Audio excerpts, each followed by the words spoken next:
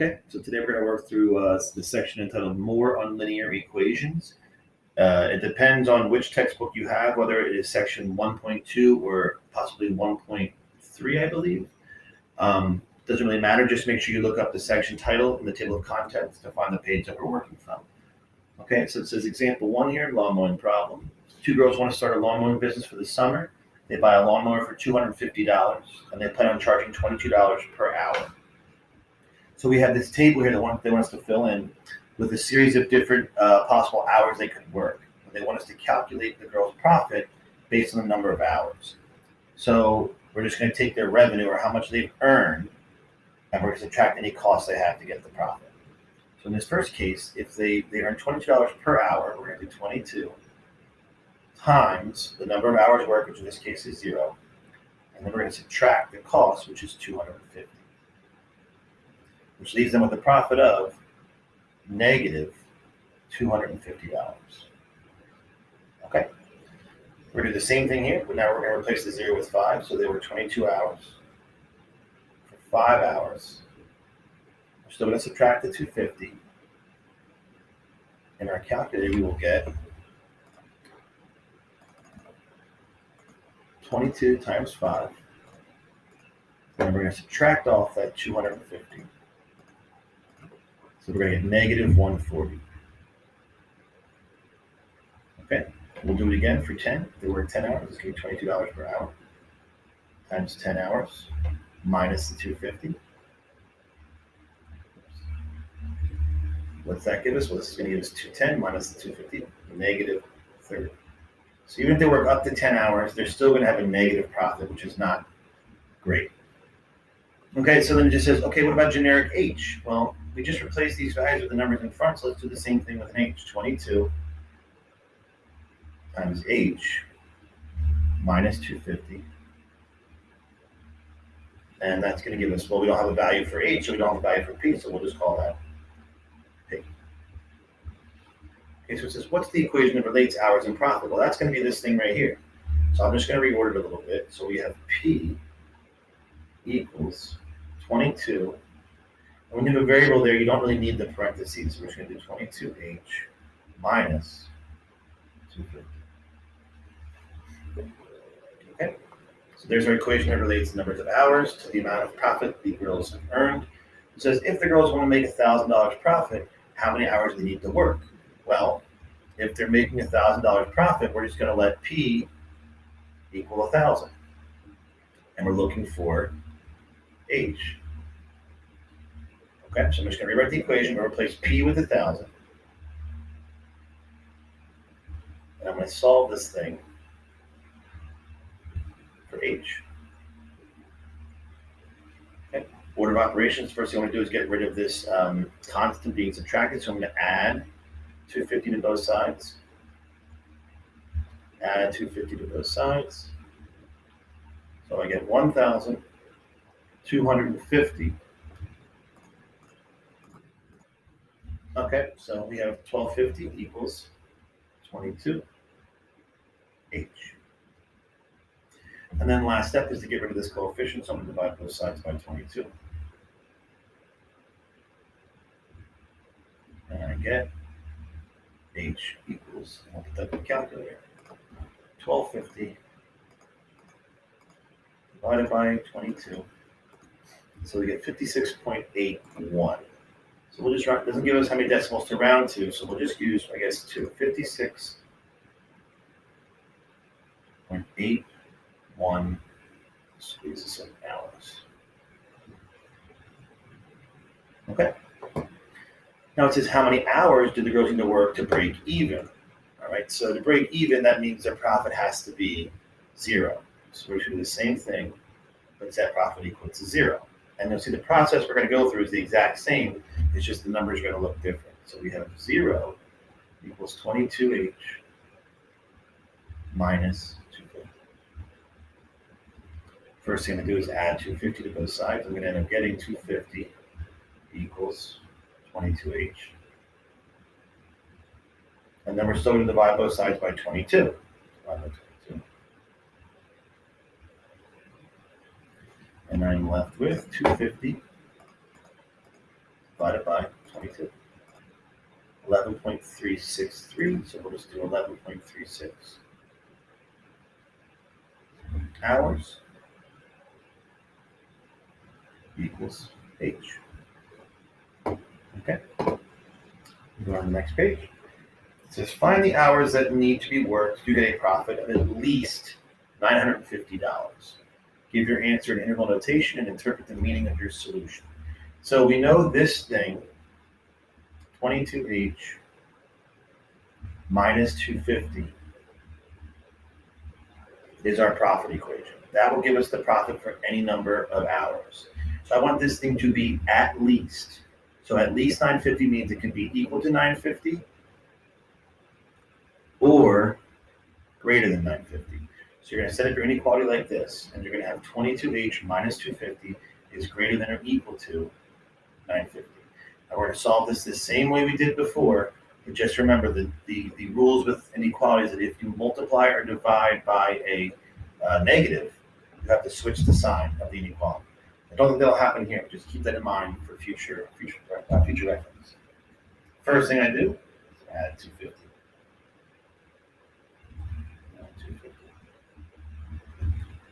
So I have 22H greater than or equal to. That's going to give me 1200. And then we're going to divide both sides by 22, just like we did before. The only thing that's changed here is we have an inequality.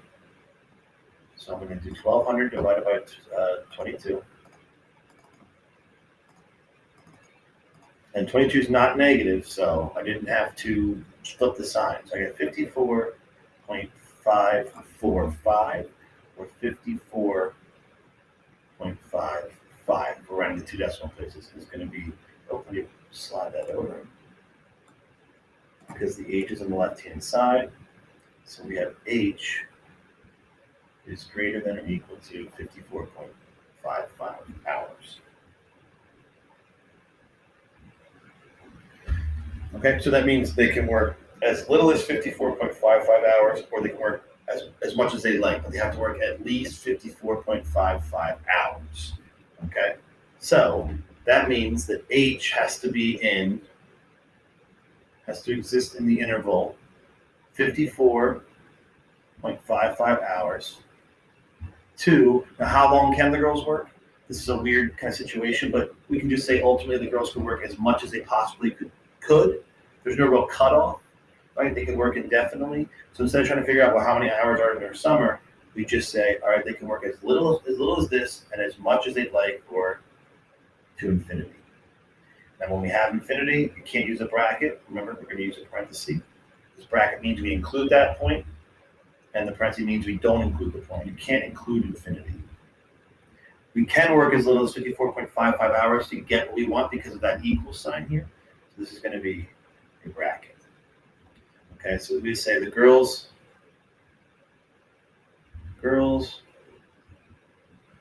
have to work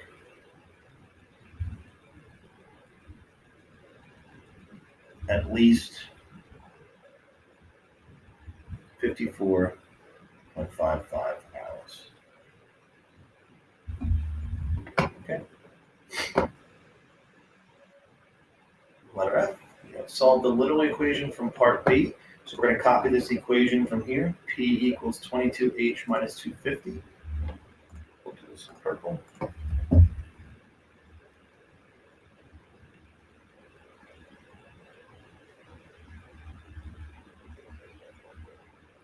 So the little equation is just an equation that has more than one unknown variable. In this case, we have P and H. So we're going to solve this equation for H. So we want to get H by itself. And we've done that already 3 times, except we had numbers in for P. So we're going to do the exact same steps we did before, but we're going to keep P as a variable. So remember, the first thing I did was I added 250 to both sides. Okay, so those go away, and P plus 250 is exactly that. You're just going to write P plus 250 equals 22H. And the next step we took was we divided both sides by 22.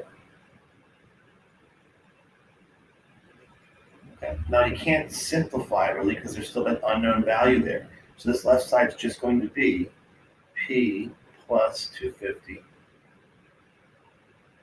divided by 22, and that gives us H. If you wanted to be a little prettier, you could flip everything around and put H on the left-hand side, but that's really all you have to do. This is your answer. It's the literal equation solved for H. So now, if you give me a value for P, I can tell you how many hours the girls must work to get that profit. Okay? Now let's look at some more generic examples, no word problems involved here. We have example 2a. It says 4x divided by 5 minus 7/10 equals x over 2. So what I like to do with these problems is when I have fractions, especially when I have more than one fraction, I'd like to get rid of all the fractions, all the denominators in one step. So I need to multiply this entire equation, by a number that will cancel out this denominator, and this denominator. And what I'm looking for is the smallest number that 5, 10, and 2 all go into. In other words, I'm looking for the lowest common multiple of 5, 10, and 2. It doesn't have to be the lowest, but it makes it easier when it is the lowest. So the smallest number they all go into is 10. So I multiply the whole equation by 10, things should work out nicely. So I'm going to multiply the first term by 10, second term by 10, third term by 10, everything, both sides of the equal sign. I get 40x over 5 minus 70 over 10 equals 10x over 2. So if I pick the right number, this should all reduce. 40 divided by 5 is 8. This is 8x.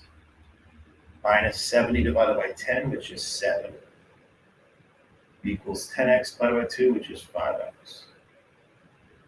Okay. Now it's just a matter of solving this equation for x. I have 5x alone on this side, so I'm going to subtract 8x from both sides to get the x's onto the right-hand side. I'm left with negative 7 equals negative 3x. Okay. Solving for x, I'm going to divide both sides by negative 3. And I'm left with x equals, you can cross out these negatives so that they go on the top and the bottom, 7/3. Does not reduce, so we'll just leave it like that. Okay. Simple as that. Now, example 2b, I have an equation with these parentheses. Just like I like getting rid of fractions as quickly as possible, I like getting rid of parentheses as quickly as possible. So I'm going to multiply this negative 6 through the parentheses, which is called distribution. So I'm going to distribute the negative 6 to both terms. So I have the 5 out in front. Negative 6 times 7 is negative 42. Negative 6 times negative 2x is positive 12x, watch the signs, equals 15x plus 35. Okay. Now I'm just going to combine any like terms that I have. This is 15x, this is 15x. Left-hand side, I have these two that are common or like terms. So I'll have 5 minus 42 is negative 37 plus 12x equals 15x plus 35. Now here you can move anything you want. Doesn't really matter. If you move anything, you're going in the right direction. I'm going to add 37. Add 37. Left with 12x equals 15x plus, that's going to give me 72. Okay, I have my x's alone. I'm going to subtract 15x to get the x's on the left-hand side. I'm left with negative 3x equals 72. Okay. Lastly, divide both sides by negative 3. And I get x equals, that's going to give me a negative 24. All right. Okay, we have two more examples like that involving the parentheses, so we're just going to go through the same way we did the last one. This thing here, I have 5 minus 2x on the left, nothing changes, equals 3. Now I'm going to distribute this negative 2 to both of those terms. So I have negative 2x minus 2 times 5, which is minus 10, minus 1. Again, combining like terms, I have 5 minus 2x on the left still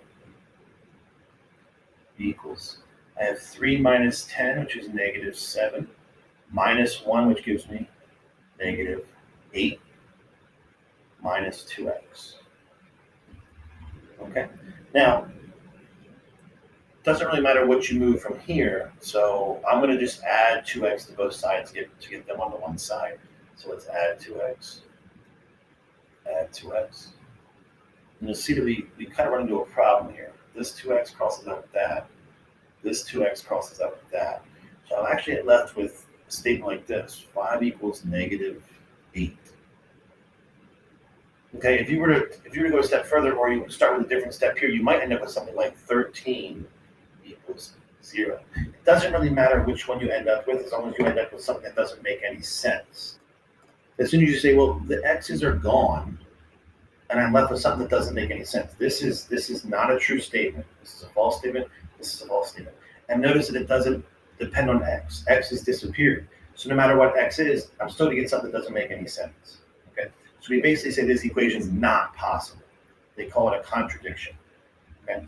So when we run into something like this, we can say that the solution is, in fact, there is no solution. Okay. That's the acceptable answer. So if you run into something like this on the exam, you need to say there is no solution. This equation is unsolvable. There's no value of x that makes it work. Okay, let's try this one here. Get right again. So I'm going to do the same thing here, multiplying through all the parentheses. So I'm left with 8. Negative 4 times 2 is negative 8. Let's squeeze this in here. Negative 4 times negative 5x is 20x. With the second parenthesis, negative 3 times 2x is negative 6x. Negative 3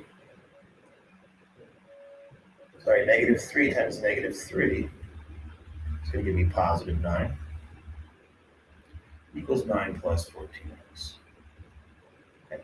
We're going to clean this up a little bit. Oh, I have 8 minus 8 on the left-hand side. They're going to cross out nicely. 20x and negative 6x gives me 14x plus 9. Sorry about that, plus 9 equals 9 plus 14x. Okay. Probably can see the same thing on both sides of the equation. Let's just assume you didn't. So what's the next thing I could do? Well, I could subtract 9 from both sides. And these would cross out. I'm left with 14x equals 14x. And then you're like, what do I do here? Don't divide both sides by 14. You could, you'd end up with x equals x. But you can just subtract from both sides. I'm going to subtract 14x from here, subtract 14x from here. And you're left with 0 equals 0. If you would have taken a different step here, you would end up with something like 9 equals 9. Okay. Now, the difference between these two is that these are true statements. This is a true statement. This is a true statement. Okay, and they still don't depend on x. So here there was no value of x that makes this work. Here, any value of x makes this work. Okay, so x can be any real number, and it'll make this equation work. So when we run into this on an exam or something, we'll say x can be all real numbers.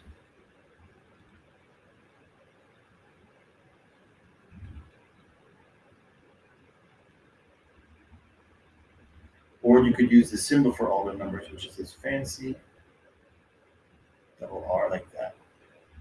All real numbers.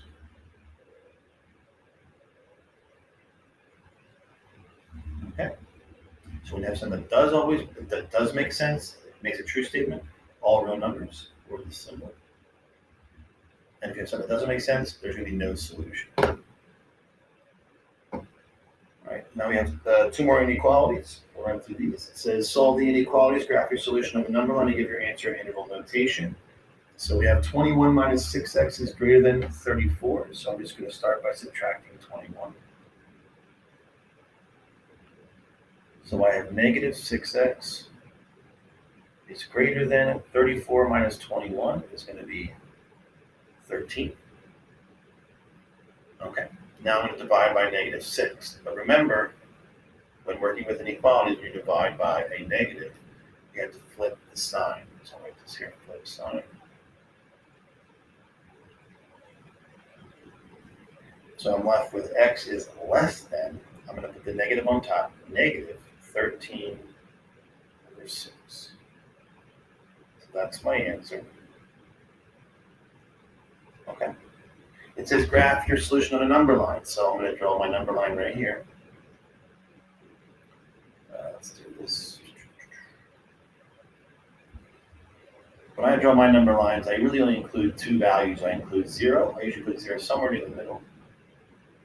And then I'm going to put my solution, or the numerical part of my solution, somewhere to the left or to the right. It's negative 13 sixths. So I'm going to put that number right here. Negative 13 sixths. Okay, now let's graph our answer.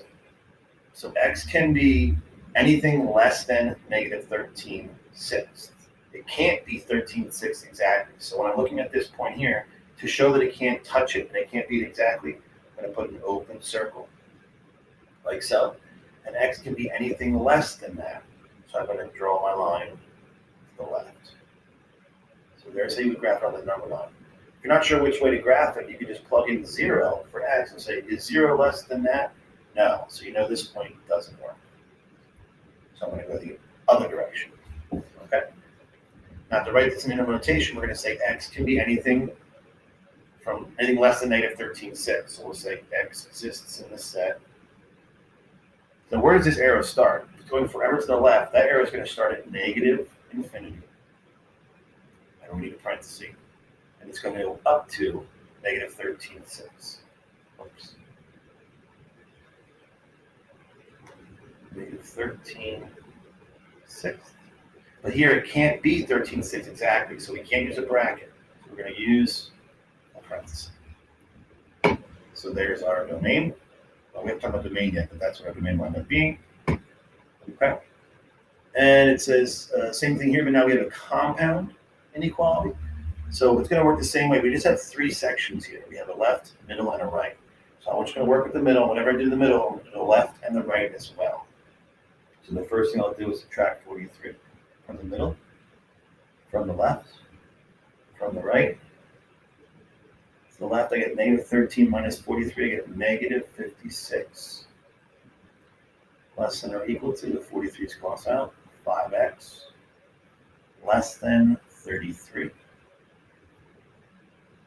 All right, now divide everything by 5. 5, 5, 5. If you were divided by a negative, you'd flip both sides. Okay, if it's positive, we're lucky here. Let's cross out. I'm left with negative. This is going to be 11.2. It's less than or equal to x, which is less than or equal, I'm sorry, just less than 6.6. Okay, there's my solution written in inequality notation. Pardon the handwriting there. And I'm going to draw my number line.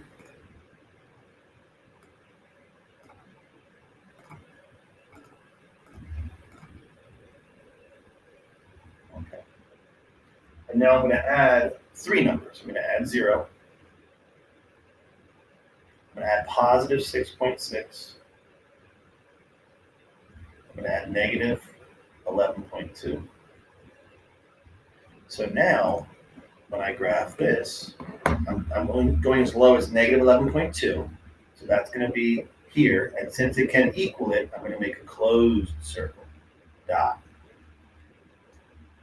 It's going to go as high as 6.6 but not touch it, so I have to use an open circle. And then my solution set is going to be everything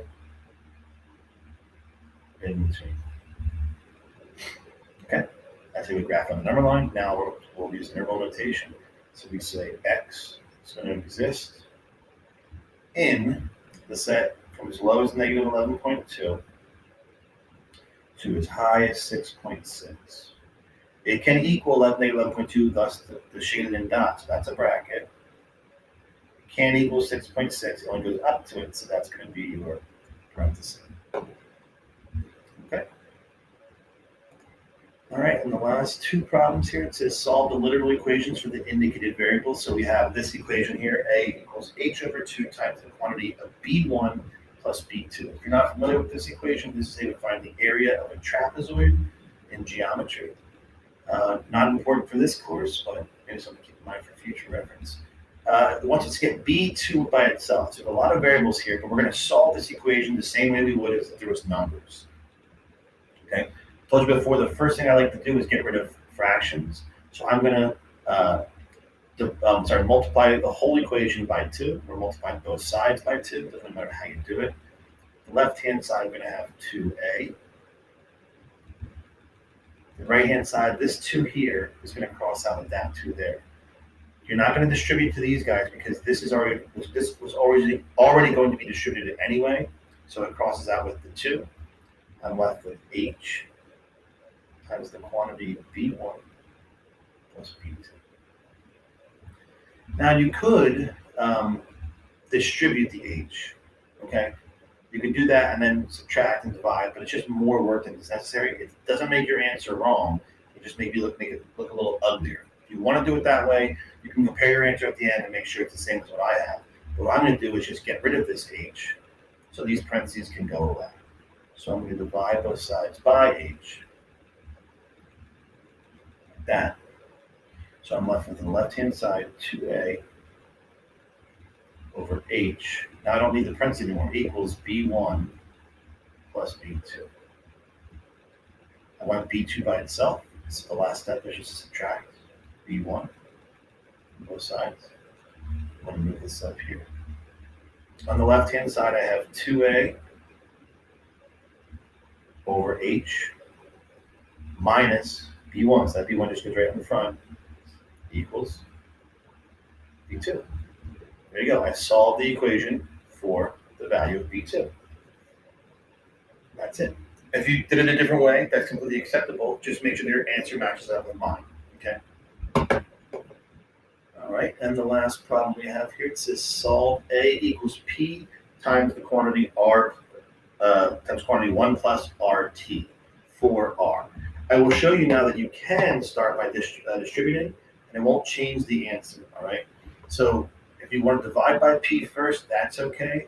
I'm going to multiply p through the parentheses to show you that there's more than one way to do these kinds of problems when you have parentheses like these. So we have a equals p times 1 plus p times r times t. All right. I'm trying to get r by itself. So I'm going to leave this where it is, and I'm going to get rid of this p. So I'm going to subtract p from both sides. And I'm left with a minus p equals p times r times t. Now here I have p times r times t. I want the r by itself, so I can just divide by the things that aren't r because I'm multiplying everything here. So I can just divide this whole right side by pt, as well as this whole left side by pt. So this p crosses out with that, this t crosses out with that, and I'm left with r equals a minus p over p times t. And there's your solution for that little equation when being solved for r. And that concludes the section on more on linear functions, or section 1.2, depending on your textbook.